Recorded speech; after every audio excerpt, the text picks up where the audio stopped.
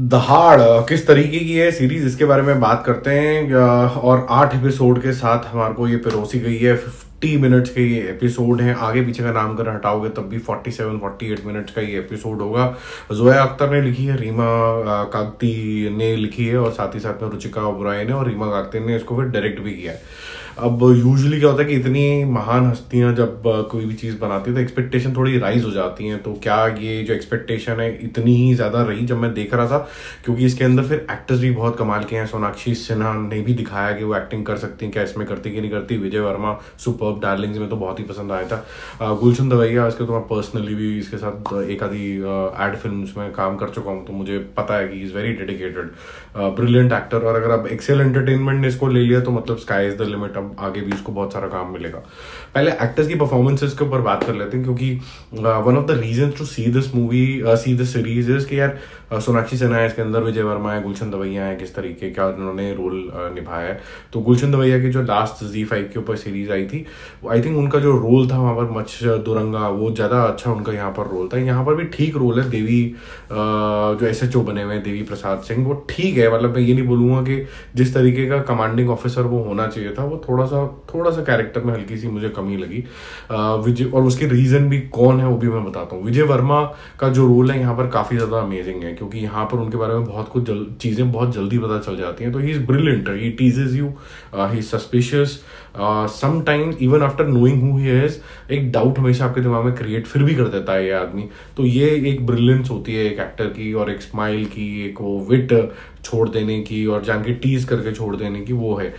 Sonakshi Sinha as inspector Anjali मुझे impressive लगी, क्योंकि उसकी खुद की बैकग्राउंड कैसे है, वो कौन से जिसको कहा जाता है कि नीची जात से आते हैं, और फिर उसके साथ क्या डिस्क्रिमिनेशन होता है, एज अ वुमन भी क्या डिस्क्रिमिनेशन होता है, ऊपर से जिस पार्ट ऑफ राजस्थान के अंदर यहाँ दिखाया गया मंडावा, वहाँ भी क्या डिस्क्रिमिनेशन चलते रहते हैं, चाहे वो पॉलिटिकल अफेयर्स हों, चाहे वो रिलीजन की मारामारी हो और उसके ऊपर पॉलिटिक्स होती हो, चाहे बच्चियों को किस तरीके से वो ट्रीट करते हैं और किस वजहों से वहाँ पर मर्डर होने शुरू हो जाते हैं, और किस वजहों से वो बच्चियों को मर्डर को भी डिसओन कर देते हैं क्योंकि उनको डाउरी नहीं देनी पड़ेगी। तो बहुत सारी लेयर्स हैं इसके अंदर, एकदम घुमा देती हैं। इसीलिए आपको एक्टर्स भी इस तरीके के चाहिए जो ये सब चीज़ें अपने एक्सप्रेशन से सब कुछ निभा भी पाए।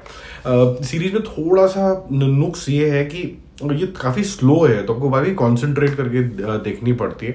राजस्थान का ये जो मंडावा जगह दिखाई गई है, वहाँ पर कुछ सुसाइड्स टाइप लगते हैं, जहाँ पर ऐसा लगता है कि सुसाइड हो रहे हैं। बहुत जल्दी पता चल जाता है कि मर्डर्स हैं, क्योंकि कुछ सिमिलैरिटी है। बहुत जल्दी ये भी पता चल जाता है कि कौन कर रहा है। आनंद के ऊपर शक जाना शुरू हो जाता है, विजय वर्मा के ऊपर, क्या उसने जेन्युइनली किया है कि नहीं किया है, अगर किया है तो क्यों किया है, और अगर नहीं किया है तो फिर किसने किया है। ये सब चीज़ें आपको फाइंड आउट करनी होती है इसमें। कैट माउस जो चेज है इसके अंदर, वो रियल कैट माउस नहीं है, ना कोई बहुत ज़्यादा ट्विस्ट एंड टर्न है, फ्लैट तरीके से चलती है, छोटी मोटी चीज़ें बीच में रिवील होती है, बट मज़ा इसका स्लो फाइंडिंग और सबूत इकट्ठे करने में, साबित करने के अंदर में आपको ज़रूर आता है। क्योंकि किलर जो है वो काफ़ी पहले ही एक्सपोज हो जाता है, तो आप पार्ट एंड पार्सल हो जाते हो कि इसको अब पकड़वाएं कैसे। ठीक है, बहुत हद तक ये उस किलर की मेंटालिटी, वहाँ के जो गांव है उसकी mentality, caste divide, women in the society, और ये जो पार्शियलिटी, डाउरी, ये बहुत सारे मुद्दों के ऊपर यहाँ पर बात होती है, जिसकी वजह से कैरेक्टर बिल्डिंग भी जो है वो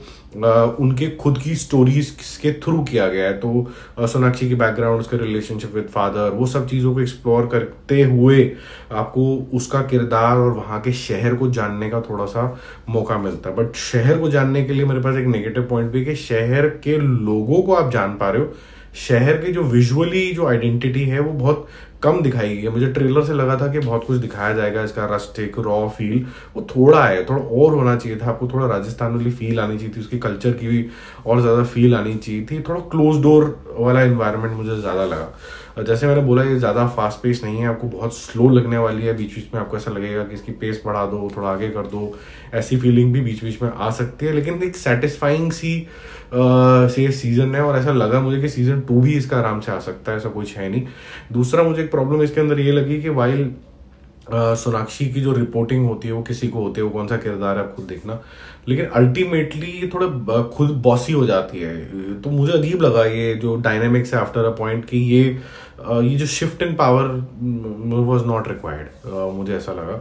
बाकी आई वुड नॉट से that's a best work of Zoya Akhtar और रीमा लागती और रुचिका ओबरॉय का, तो मुझे ज़्यादा पता नहीं है कि उन्होंने क्या क्या किया, बट इन लोगों का ये बेस्ट काम तो नहीं है। ये ठीक सीरीज़ है, ऐसी बहुत सारी बनी है और ऐसे टॉपिक्स पे भी बहुत सारी बनी है, तो कोई ऐसा फैक्टर नहीं है जो आपने बहुत पहली बार एक्सप्लोर किया हो। इस टॉपिक्स पे बहुत सारी चीज़ें बनी हुई हैं, अब देखोगे आपको 1-2 एपिसोड में क्लियर हो जाएगा कि what are you up to. फिर मैं तो यही आपको एडवाइस करूंगा कि 2 एपिसोड के बाद आप डिसाइड कर लो कि आपको ये कंटिन्यू करना है कि नहीं करना है, क्योंकि अगर आपको इंटरेस्ट आ रहा है तो फिर आपका मन करेगा कि आप पूरा ही देखो इसको। You want to see the conclusion, जो कि सीजन 2 में भी लैंड करेगा ही करेगा आई थिंक। अगर आपको लगेगा कि यार ये तो थोड़ा स्लो है और जो मुद्दे हैं ये क्यों देखने हैं, मैंने देखे हुए हैं, तो फिर you can just decide to see something else.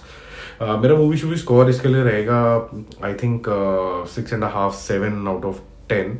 और इम्प्रेसिव हो सकती थी फॉर श्योर। ये जो लंबे लंबे 50 मिनट के एपिसोड हैं, ये इतने लंबे रखने की ज़रूरत ही नहीं थी। बहुत डेड सीन है इसके अंदर, बहुत सोचने वाले सीन है इसके अंदर, ज़बरदस्ती की कॉन्वर्सेशंस भी हैं। जैसे मैंने बोला कि हर एक की बैक स्टोरी भी है, विजय वर्मा की भी है, गुलशन दवैया की भी है, सोनाक्षी की भी है, सोनाक्षी का असिस्टेंट है उसकी भी है। तो ये सारे जो किरदार हैं अपने अपने में भी जूझ रहे हैं, और फिर जो मर्डर्स हो रहे हैं उनकी भी कहानी है, तो काफ़ी लॉन्ग टेल हो जाता है उसमें। ऐसा मन करता है कि यार मुद्दा इस्टेब्लिश कर दिया तो चलो। कुछ चीज़ें आपको मिसिंग ये भी लगती हैं कि जिस तरीके से ये मर्डर्स दिखाए हैं, इसके अंदर कोई ब्रुटैलिटी नहीं है। इसका प्लस भी है माइनस भी है। जो आप इस्टेब्लिश करना चाहते हो माइंडसेट, वो बॉडीज से आप जरूर कर रहे हो, लेकिन वो ब्रुटैलिटी क्या हुई वो इस्टेब्लिश नहीं होता, तो वो आपको अज्यूम करके चलना पड़ता है कि ये हुआ है, क्योंकि इसके अंदर कोई ऐसा कुछ मारते हुए बहुत ज़्यादा गोर तरीके की चीज़ें नहीं दिखाई गई। बाकी जल्दी मिलते हैं और रिव्यूज के साथ। Stay connected, bye bye. अभी थोड़ी देर सोते हैं और उसके बाद कुछ मूवीज़ देखने जाना है।